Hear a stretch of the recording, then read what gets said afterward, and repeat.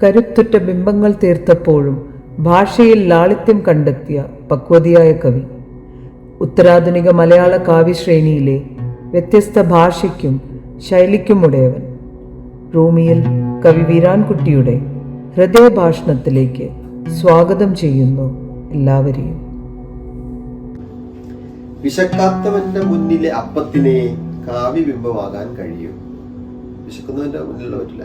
വിശക്കാത്തവന്റെ മുന്നിലെ അപ്പത്തിനെ കാവ്യബിംബമാകാൻ കഴിയും. അയാൾക്ക് മുന്നിൽ പൂർണ്ണചന്ദ്രനായി അപ്പം നിലാവ് ചൊരിയും, ആലവട്ടമായി വീശും. വിശക്കുന്നവൻ കിട്ടിയപാടെ അതിനെ തിന്നുകയേ ഉള്ളൂ. എങ്കിലും അപ്പോഴത്തെ ആ കണ്ണിലെ തിളക്കം, നെടുവീർപ്പ്, ചിരി ഒക്കെയും അയാളെ തന്നെ ഒരു കവിതയായി തോന്നിച്ചുകൂടുന്നില്ല. അടുത്ത വിശപ്പ് വരെ ആ കവിത തുടർന്നേക്കും എന്നും തോന്നുന്നു. ആക്കിയാന്ന് പറയുന്നത് മാസ്റ്റർ കവിത എന്ന് പറയുന്നത് മാക്സിമം 2 പേജൊക്കെ ആയിരിക്കും ഉണ്ടാവുന്നത്. അപ്പൊ അതെന്ന് പറയുന്നത് ഈ ഒരു സ്ട്രക്ചർ, ഈ ഒരു ഫോം നമ്മുടെ ഒരു ബയോളജിക്കൽ കൂടി ആയിരിക്കുമോ അങ്ങനെ രൂപപ്പെടുന്നത് ഞാൻ ചോദിക്കുന്നത്. അപ്പൊ മാഷ് ഞാനിങ്ങനെ വരുമ്പോൾ ആലോചിച്ചപ്പോ ഞാൻ ഉയരം കുറഞ്ഞ ഒരാളാണ്, മാഷും ഉയരം കുറഞ്ഞ ഒരാളാണ്. അപ്പൊ നമ്മുടെ ഈ ഉയരക്കുറവ് ചിലപ്പോൾ നമ്മുടെ ഫോം, നമ്മുടെ ആ ഒരു സംഗതിയിലേക്ക് എത്തിക്കുന്നുണ്ടോ? ഇറ്റ് ഈസ് ബയോളജിക്കലാണോ സംഭവം? സ്വാധീനിക്കാം എന്നാണ് ഞാൻ വിചാരിക്കുന്നത്. ഉയരം മാത്രമല്ല, ലിമിറ്റേഷൻസ് മാത്രമല്ല ഞാൻ വിചാരിക്കുന്നത്. ഞാനിപ്പോ ആലോചിച്ചപ്പോൾ ഞാൻ ഒരു കാര്യം അതിനോട് ചേർത്ത് പറയാണെന്ന് എനിക്ക് തോന്നുന്നു. ഞാൻ ഈ വലിയ എന്ന് പറയാവുന്ന കവിതകളൊക്കെ ഞാൻ ഇപ്പൊ ആലോചിക്കുമ്പോൾ എല്ലാം എന്നല്ല, മിക്കവാറും കവിതകളൊക്കെ ഒരു സോഷ്യൽ ഇഷ്യൂവിനെ ബേസ് ചെയ്തിട്ട് എഴുതിയ കവിതകൾ എന്ന് വെച്ചാൽ ഞാൻ എന്റെ ശരീരത്തിന് പുറത്ത് പോയിട്ട് എഴുതിയ കവിതകളാണ്. ഞാൻ എന്നെ കുറിച്ച് തന്നെ എഴുതുമ്പോഴാണ് ഈ കവിത ചെറുതാവുന്നതെന്ന് എനിക്ക് തോന്നുന്നു. ഇത് ഈ ചോദ്യത്തിന് വളരെ പ്രസക്തി ഉണ്ടാകുന്നത്. അതിന്റെ ഒരു കാരണം എന്താ വെച്ചാല് നമ്മളെ കുറിച്ച് നമ്മൾ കൂടുതൽ അജ്ഞരാണ്. എനിക്ക് എന്നെ കുറിച്ചൊന്നും അറിയില്ല ശരിക്കും. ഈ അജ്ഞതയെ നമ്മൾ വേറൊരു തരത്തിൽ പ്രക്ഷേപിക്കുക കവിതയിലൂടെ. അതുകൊണ്ട് നമുക്ക് നമ്മുടെ കവിതയെ കുറിച്ച് അധികം പറയാൻ പറ്റാത്തതാണ്. എന്തുകൊണ്ട് ഇങ്ങനെ എഴുതി, എന്താണ് ഈ ഇമേജ് വരാൻ കാരണം, ഒന്നും നമുക്കൊരു കാരണം കണ്ടെത്താൻ കഴിയില്ല. അറിവില്ലായ്മയുടെ ഭാരക്കുറവിൽ അത് പറക്കുന്നു ഞാനൊരു കവിത എഴുതിയിട്ടുണ്ട്. ഈ അറിവില്ലായ്മയുടെ ഭാരക്കുറവ് എന്ന് പറഞ്ഞാൽ ജ്ഞാനവുമായിട്ട് ബന്ധപ്പെട്ടതല്ല. എനിക്ക് എന്നെക്കുറിച്ച് കുറച്ചേ അറിയുള്ളൂ, അല്ലെങ്കിൽ വലിയൊരു ഏതോ ഒരു ഒന്നിൻ്റെ ഒരു അങ്ങനെ ഒരു സമുദ്രത്തിൽ മുങ്ങിക്കിടക്കുന്ന, അത് സ്മൃതിയുടേതാവാം, അങ്ങനെ നമ്മുടെ പാരമ്പര്യത്തിൻ്റെതാവാം, അല്ലെങ്കിൽ മനുഷ്യൻ എന്ന് പറയുന്ന ഈ കുലത്തിൻ്റെതായിട്ടുള്ള ഒരു അതിൻ്റെയൊക്കെ ഒരു ഐസ്ബർഗ് മാത്രമാണ് നമ്മുടെ ഓർമ്മയിലൊക്കെ ഉള്ളത്. മറ്റതൊക്കെ അജ്ഞാതമായിട്ട് കിടക്കുക. പക്ഷേ ഈ അജ്ഞാതമായതിനെ കുറിച്ചുള്ള സംശയങ്ങൾ നമുക്ക് ഇടയ്ക്കിടയ്ക്ക് വരും. അതിനോടൊരു ജനിതക ബന്ധവും ഉണ്ടാവും നമുക്ക്. അപ്പൊ അതായിരിക്കണം നമ്മൾ ഈ പറയാൻ ശ്രമിക്കും. പക്ഷെ പറയാൻ ശ്രമിക്കുക നമുക്ക് അധികമൊന്നും പറയാനില്ല, കുറച്ചേ പറയാനുള്ളൂ. അതുകൊണ്ടുകൂടി ആയിരിക്കും അത് ചെറുതായി പോകുന്ന വിചാരിക്കുക. അല്ല, ഞാൻ പറഞ്ഞത് നമ്മളിപ്പോ കാരണം ചിലപ്പോ ഉള്ളിൽ ഇപ്പൊ മാസ്റ്റർ കവിത ഫോം ചെയ്യുന്നത്, ഇപ്പൊ അതിന്റെ ഒരു ഫോം കണ്ടെത്തുന്ന പറയുന്നത് വളരെ ചെറുതായിട്ടാണോ അതോ വലുതായിട്ട് കണ്ടെത്തിയതിനെ ചെറുതാക്കുന്നതാണോ എന്നാണ്. അതിൽ രണ്ട് കാര്യം അതിൽ പ്രവർത്തിക്കുന്നതിന്. അതൊന്ന് ഈ പറഞ്ഞ പോലെ എനിക്ക് പറയാനുള്ള കാര്യം ഒരു ഇമേജിലൂടെ പറഞ്ഞു കഴിഞ്ഞാൽ ഞാൻ തൃപ്തനായി. പിന്നെ അത് അങ്ങോട്ട് കൊണ്ടുപോകണമെന്ന് എനിക്ക് എൻ്റെ ഒരു വാശിയല്ല അത്. പിന്നെ അതുകൊണ്ട് അതൊരു കാര്യമാണ്. അതിന് വേറൊരു കാര്യമുള്ളത്, അത് ഞാൻ എൻ്റെ ഒരു എഴുത്തിൽ സൂക്ഷിക്കുന്ന ഒരു കാര്യം എന്താ വെച്ചാൽ, ഈ വായനക്കാരനും കവിയും തമ്മിലുള്ള ഒരു അന്യോന്യാണ് ഈ കവിതയിൽ പ്രത്യേകിച്ച് എഴുത്ത് എന്ന് പറയുന്നത്. വായനക്കാരൻ്റെ കൃത്യമായ സാന്നിധ്യവും അവരുടെ ഒരു അവർ പൂരിപ്പിക്കുന്നത് കൊണ്ടാണ് അത് പൂർത്തിയാവുന്നത്. അപ്പോൾ വായനക്കാരൻ്റെ സ്പേസ് അവിടെ ഉണ്ട്. അത് നമ്മൾ കയറി ഇടപെടേണ്ട ആവശ്യമില്ല. അതുകൂടിയാണ് കവിത ചെറുതാവുന്നതെന്ന് എനിക്ക് തോന്നുന്നു. കാരണം നമ്മൾ ഈ ഒരു ഇമേജ് പറഞ്ഞു കഴിഞ്ഞാൽ പിന്നെ അത് എന്താണെന്നുള്ളത് വായനക്കാരന് അവൻ്റെ മനസ്സിൽ അനുഭവം വെച്ചിട്ട് അത് പൂരിപ്പിച്ചോളൂ എന്നുള്ളത്. ഇതൊക്കെ അതിൻ്റെ ഒരു ഘടകമാണ്. പിന്നെ ചില കാര്യങ്ങൾ ഇപ്പോൾ ഒരു സോഷ്യൽ ഇഷ്യൂ പറയാണ്, അങ്ങനെ അല്ലെങ്കിൽ മറ്റേതൊരു കാര്യം പറയാണ്, നമ്മുടെ വെളിയിലുള്ളൊരു നമ്മൾ അകം പുറം എന്ന് പറയുമല്ലോ സംഘകാല കവിതയിൽ. അകമാണ് നമ്മൾ നേരത്തെ പറഞ്ഞത്, പുറം കവിതയാണ് നമ്മൾ ഈ യുദ്ധത്തെക്കുറിച്ചോ അല്ലെങ്കിൽ അങ്ങനെയുള്ള അനുഭവങ്ങളെക്കുറിച്ചോ. അത് പറയുമ്പോൾ ചിലപ്പോൾ നമുക്ക് തൃപ്തിയാവാൻ വേണ്ടി അതിൻ്റെ വിശദാംശങ്ങളൊക്കെ ചിലപ്പോൾ വരും. അതുകൊണ്ടാവും അത് വലുതാവുന്നതെന്ന് തോന്നുന്നു. അത് നമ്മളിൽ നിന്ന് പുറത്ത് കടന്നിട്ട് വേറെ ലോകത്ത് നമ്മളിങ്ങനെ നോക്കി കണ്ടിട്ട് അവതരിപ്പിക്കുക ചെയ്യുന്നത്. മുഴുവനായിട്ട് നമ്മൾ കൺസീവ് ചെയ്ത അനുഭവം ആയിരിക്കണമെന്നില്ല. അതും ഒരു ഘടകമായിരിക്കും എനിക്ക് തോന്നുന്നു. ഇപ്പൊ മാഷ് ഒരു ഇതുവരെയുള്ള ജീവിതം എന്ന് പറഞ്ഞാൽ നമ്മളൊരു ലീനിയർ ആയിട്ട് എടുക്കുകയാണെങ്കിൽ അതിന്റെ ഏതൊരു പോയിന്റിലായിരിക്കും മാഷ് കവി ഞാൻ കവിത എഴുതാൻ വേണ്ടി ഉള്ള ഒരാളാണെന്ന് തിരിച്ചറിയുന്നത്? ആ ഒരു പോയിന്റ് അത് ഈ പറഞ്ഞ പോലെ നമ്മൾ അത് ഇപ്പൊ ഒരു സ്കൂളിലൊക്കെ പഠിക്കുന്ന കാലത്തൊന്നും നമ്മൾ ഭാഷയെ കുറിച്ച് അത്ര കോൺഷ്യസ് ആയിരിക്കില്ല. നമ്മളെ കൂടെ ഭാഷയും വരുന്നു, ഭാഷയിൽ നമ്മൾ വളരെ വളരെ സുരക്ഷിതരായിട്ട് കഴിയുന്നു, അങ്ങനെ പോവുമല്ലോ ചെയ്യുന്നത്. പക്ഷെ ഒരു ഘട്ടത്തിലെത്തുമ്പോൾ നമ്മളിലൂടെ ഞാൻ പറഞ്ഞ ഇത്തരത്തിലുള്ള ഒരു അസ്തിത്വപരമായിട്ടുള്ള ചില സംശയങ്ങൾ തോന്നി തുടങ്ങും നമ്മളെ. അത് വലിയ തരത്തിലല്ല, ഏത് മനുഷ്യനും ഉണ്ടാവും ആ കാര്യം, ഇത്തരം സംശയങ്ങൾ, ചില തോന്നൽ. ആ തോന്നലിന് വരുമ്പോഴാണ് ഭാഷ മതിയാവാതെ വരുന്ന ഒരു ഘട്ടം വരിക. അപ്പോൾ ഈ പ്രശ്നത്തെ മറ്റൊരു കവി, ഒരു എഴുത്തുകാരൻ ഒരു ഭാഷയിലൂടെ പരിഹരിച്ചതായിട്ട് കാണും നമ്മൾ. അപ്പോൾ ആശാന്റെ 2 വരി നമ്മൾ കേൾക്കുക, ആശാന്റെ 2 വരി കേൾക്കുന്നു, അല്ലെങ്കിൽ വേറെ ഏതൊരു കവിയുടെയും അത് കേൾക്കുമ്പോൾ ഞാൻ മനസ്സിൽ ഇതുവരെ ഭാഷയില്ല എന്ന് വിചാരിച്ചൊരു അനുഭവം, അല്ലെങ്കിൽ എനിക്ക് പറയാൻ പറ്റാതിരുന്ന അനുഭവം, ഇയാളിതാ വളരെ മനോഹരമായിട്ട് ചെയ്തു വെച്ചിരിക്കുന്നു. അപ്പോൾ അതിൻ്റെ പേരുകൂടിയാണ് കവിത. അപ്പോൾ ഇത് കൊള്ളാം, ഇത് നമുക്ക് നമ്മുടെ വഴി ഇതാണ് എന്ന് തോന്നുന്ന സന്ദർഭം ഉണ്ടായിട്ടുണ്ട് എനിക്ക്. പ്രത്യേകിച്ചും 7ാം ക്ലാസ്സിലൊക്കെ എനിക്ക് ലീലാകുമാരി ടീച്ചർ എന്നൊരു ടീച്ചർ ഉണ്ടായിരുന്നു. അപ്പോൾ ടീച്ചർ ഇങ്ങനെ കവിത ഈണത് ചൊല്ലും. അതിൽ ആ നളിനിയുടെ ഭാഗമൊക്കെ പഠിക്കാനുണ്ടായിരുന്നു ഞങ്ങൾക്ക്.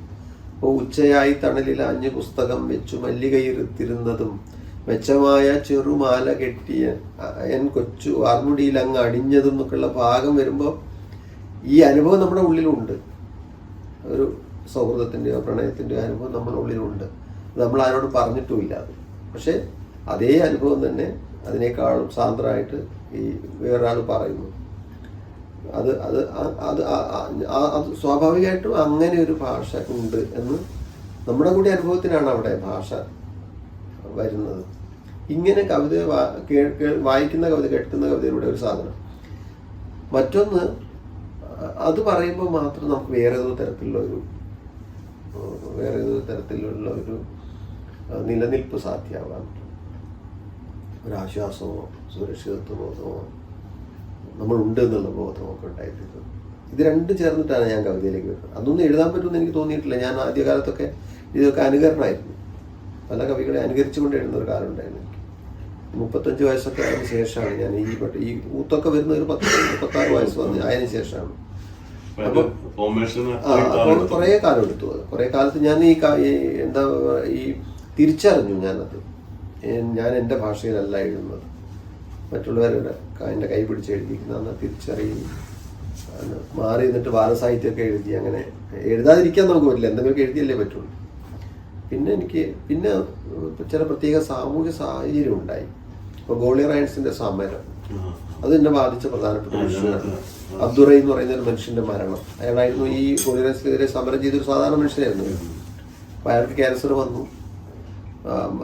അയാളുടെ അപ്പം ആ അനുഭവങ്ങളൊക്കെ അങ്ങനെയാണ് അബ്ദുറൈ എന്നുള്ള കവിത എഴുതുന്നത്. അപ്പം അതുപോലെ ഈ പറയുന്ന പോലെ നമ്മളെ ചില എന്താ പറയുക ഉള്ളിലുള്ള നിലവിളിയെ നമ്മൾ ഭാഷ കൊണ്ട് പരിഹരിക്കാൻ ശ്രമിക്കും. അത് ഏറ്റവും നമുക്ക് സാധിക്കുന്ന, സാന്ദ്രമായിട്ട് അത് ചെയ്യാൻ പറ്റിയ കവിതയിൽ തന്നെയാണെന്ന് എനിക്ക് തോന്നുന്നത്. അതാണ് ജൈവികം എന്നുള്ള വാക്ക് നേരത്തെ ഉപയോഗിച്ചില്ല. അത് കറക്റ്റാണത്. ഇപ്പൊ ആത്യന്തികമായിട്ട് കവിത എന്ന് പറയുന്നത് ഭാഷയിലുള്ള ഒരു ചെയ്ത്ത് ആണല്ലോ. പക്ഷെ ഇപ്പൊ പുതിയ ഒരു കാലം പറയുന്ന നിങ്ങൾ അങ്ങനെ ഭാഷയിൽ അങ്ങനെ എത്ര ചെയ്ത്തൊന്നും ചെയ്യണ്ട, നിങ്ങൾ എന്ത് പറയുന്നതും നിങ്ങളുടെ ഒരു കൊളോക്കിയലായിട്ടുള്ള ഒരു റെൻഡറിങ് പോലും പോയട്രി എന്നുള്ള രീതിയിൽ ഇപ്പൊ ഗോത്ര കവിതകൾ വരുന്നു. ഇപ്പൊ അശോകൻ മറയൂരൊക്കെ പോലുള്ള ആളുകൾ അവരുടെ ഒരു പലതരത്തിലുള്ള ഭാഷകൾ എഴുതപ്പെടുന്നുണ്ടല്ലോ.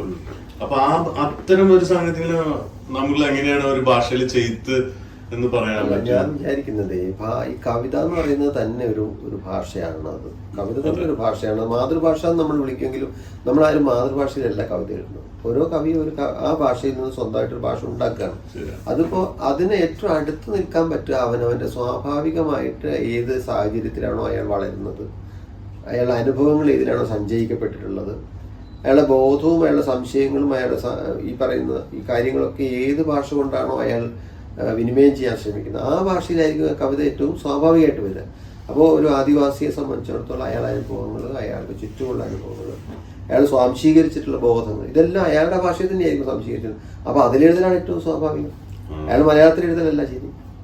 അതാണ് അങ്ങനെയാണ് അതിന് സംഗതമായി തീരുന്നത് അങ്ങനെയാണ്. പക്ഷെ അവിടെയുള്ളൊരു പ്രശ്നം എന്താണെന്ന് വെച്ചാൽ അത് ബോധപൂർവം ചെയ്യാമെന്ന് കൂടി ആലോചിക്കണം ഈ കാലത്ത്. അങ്ങനെ ബോധപൂർവം ചെയ്യുമ്പോൾ അതിനകത്ത് വേറെ തരത്തിലുള്ള ഒരു ഘർഷണം വരും.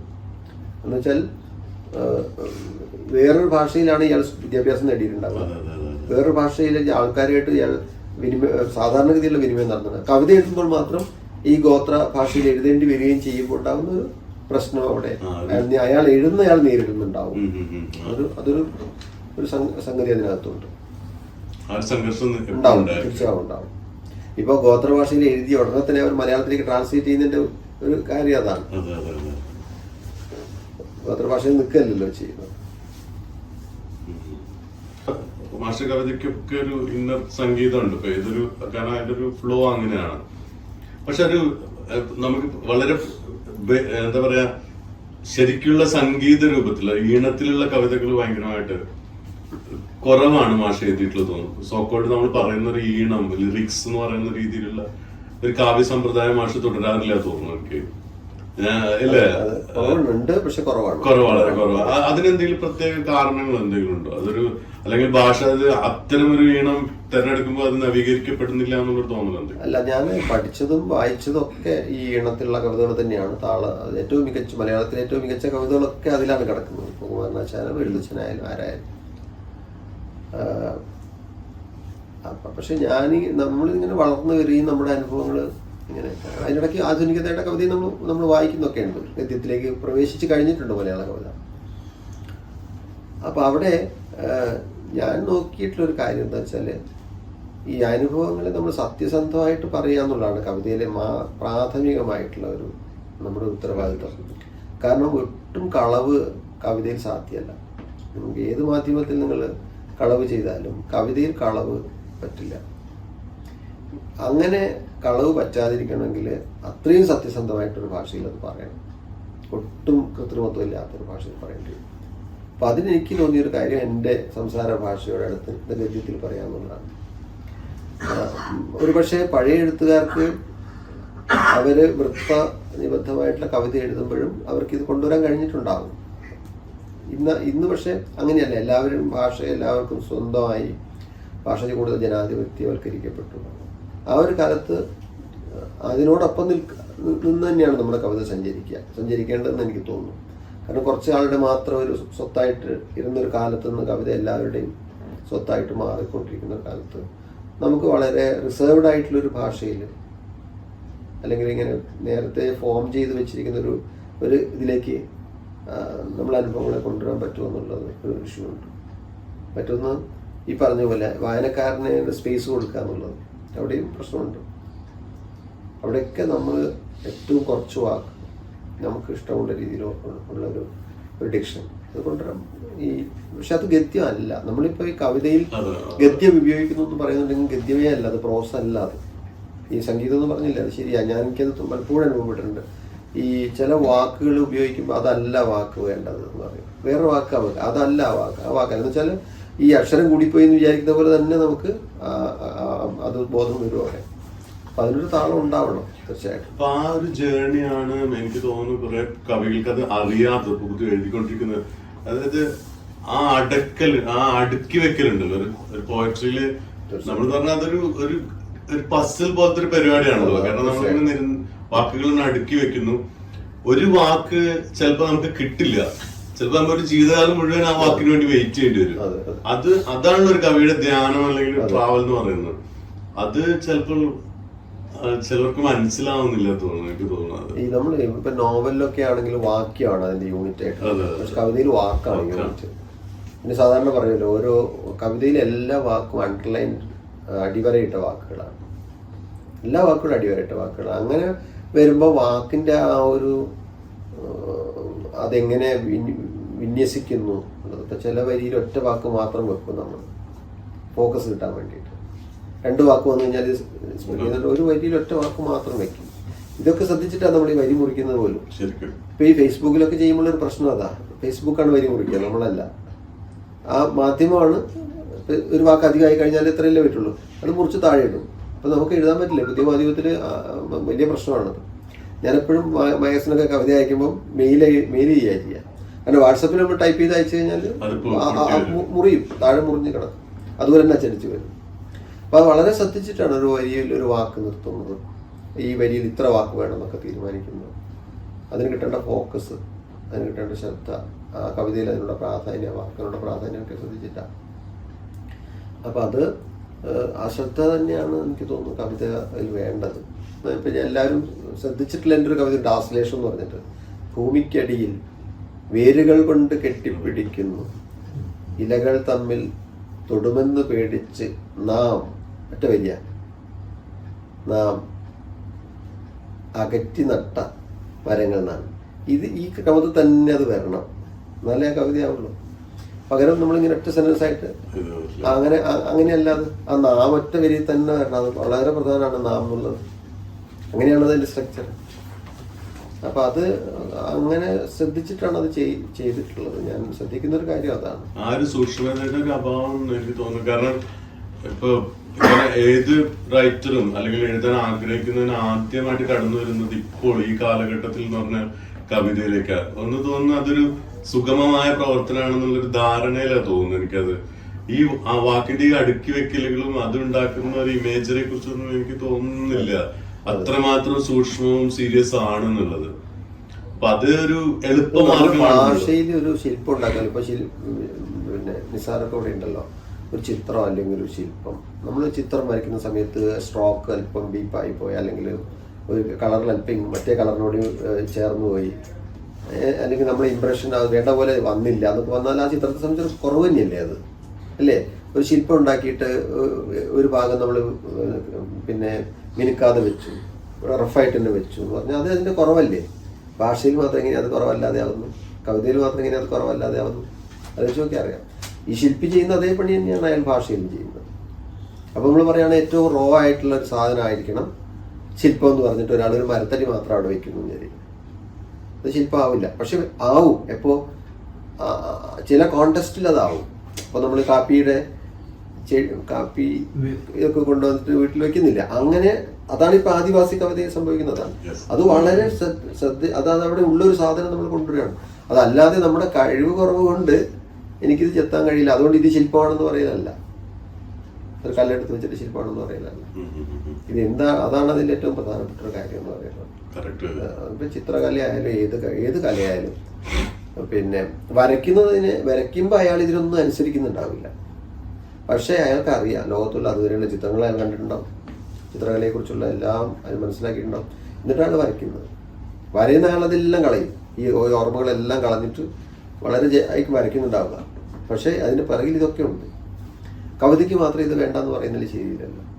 ചിലരൊക്കെ പറയും ഞാനൊന്നും വായിച്ചിട്ടില്ല എന്ന് പറയും. അതൊരു വലിയ കാര്യമായിട്ട് പറയും, ഞാൻ ഇതുവരെ ഒരു കവിതയും വായിച്ചിട്ടില്ല എന്ന് പറയും. അതങ്ങ് ശരിയായിട്ട് എനിക്ക് തോന്നിയിട്ടില്ല. അതാണ് ഞാൻ ഇതിന്റെ ഒരു സംഭവം എന്ന് പറഞ്ഞല്ലേ, നമ്മൾ ഈ ഫോർമേഷൻ, മനുഷ്യന്റെ ഒരു കൾച്ചർ ഫോർമേഷൻ എന്നൊക്കെ പറഞ്ഞിട്ട് നമ്മൾ അങ്ങനെയൊക്കെ പറയുമല്ലോ. അതായത് അതൊരു നേരത്തെ നമ്മൾ പറഞ്ഞ ഒരു പരിണമിക്കലാണ്, നിരന്തരമായിട്ടുള്ള ഇവോൾവിംഗ് ആണ്. ഇപ്പൊ നാളെ മാഷ് ചിലപ്പോൾ ഇങ്ങനെ ആയിരിക്കില്ല. തീർച്ചയായിട്ടും. കാരണം നമ്മൾ ഇവോൾവിംഗ് എന്ന് പറയുന്നത് ഒരു ഭയങ്കര പോസിറ്റീവായിട്ടാണ് ഞാൻ എടുക്കുന്നത്. എന്തൊക്കെ നമ്മൾ ചിലപ്പോ മാഷ് ചിലപ്പോ കുറച്ചു കാലം കഴിഞ്ഞാൽ ഈ കവിത ഇതൊന്നും അല്ലായിരുന്നു കവിത എന്ന് നമ്മൾ നിഷേധിക്കാം, നമ്മൾ സ്വയം നിഷേധിക്കുന്നുണ്ട്. എനിക്ക് തന്നെ വന്നിട്ടുണ്ട്. ഞാൻ ആദ്യം എഴുതിയപ്പോ ഈ കവിതകൾ പോലെ ഒന്നും അല്ല ഞാൻ പിന്നീട് എഴുതുന്ന കവിതകൾ. അപ്പൊ അത് ഞാൻ 3 ജില്ലയിലെ അത്രയും അങ്ങനെയല്ല ഞാൻ പിന്നെ എഴുതുന്നത്. അതിങ്ങനെ മാറി വരും. അന്ന് നമുക്ക് തന്നെ മുഷിയും, നമ്മുടെ ഭാഷ നമുക്ക് തന്നെ മുഷിയും. പിന്നെ വേറൊന്നെന്താ വെച്ചാല് ഈ കാഴ്ചപ്പാട് തെളിച്ചം വരും, കുറച്ചുകൂടി ഭാഷയ്ക്ക് തെളിച്ചം വരും, ഒരു അനായാസത വരും. നമ്മൾ കുറെ കാലം ഇതിൽ വർക്ക് ചെയ്യുമ്പോൾ എല്ലാവർക്കും അറിയാം, ഒരു കാര്യത്തിൽ വർക്ക് ചെയ്ത് വരുമ്പോൾ നമുക്കൊരു അനായാസത വരും. ഈ അനായാസത അപകടം ഉണ്ടാക്കും, അത് വേറെ കാര്യം. എന്നാൽ പോലും നമുക്ക് അതിലൊരു സാധനം സ്വാഭാവികമായിട്ടങ്ങ് വരും. അങ്ങനെയുണ്ട്. അപ്പം അത് ഭാഷ തന്നെയാണ് കവിത, മറ്റൊന്നുമല്ല. ഭാഷ തന്നെയാണ്. ശില്പം മരമാണെന്നോ അല്ലെങ്കിൽ കല്ലാണെന്നോ പറയുന്ന പോലെ തന്നെ കവിത ഭാഷ തന്നെയാണ്. അത് തിരിച്ചറിയാതെ ഒരു കവിക്ക് മുന്നോട്ട് പോകാൻ അറിയില്ല. ഭാഷ തന്നെയാണ്. ഭാഷ ഉദ്ദേശിച്ചത് നമ്മൾ മലയാളമല്ല, ഈ കവി ഉണ്ടാക്കിയെടുക്കുന്ന ഭാഷയാണ്. അത് അയാളുടെ മാത്രം സ്വന്തമാണ്. പിന്നെ ഇപ്പൊ ഈ ചിത്രങ്ങൾ ഭാഷ എങ്ങനെ സ്വാധീനിച്ചിട്ട്? കാരണം നമുക്കൊക്കെ എപ്പോഴും തോന്നുന്നത് പറഞ്ഞാൽ ഒരു പെട്ടെന്ന് മാഷ്ക്ക് പറ്റുന്നുണ്ട് ഒരു ഇമേജ് നമ്മുടെ ഉള്ളിലേക്ക് സന്നിവേശിപ്പിക്കാൻ. ഒരു വിഷ്വലാണ് കൂടുതൽ. അത് ഉള്ളിലൊരു ഒരു ചിത്രകാരൻ എനിക്ക് രണ്ട് കാരണം തോന്നുന്നു. ഒന്ന്, ഞാൻ ഈ വളർന്ന നാടൊരു കാരണമായിരിക്കാം. ആ നാട് എന്ന് പറഞ്ഞാൽ ഈ ബാല്യത്തിൽ നമ്മൾ സ്വാംശീകരിക്കുന്ന ചില സ്മരണകൾ, ഓർമ്മകളുണ്ടല്ലോ.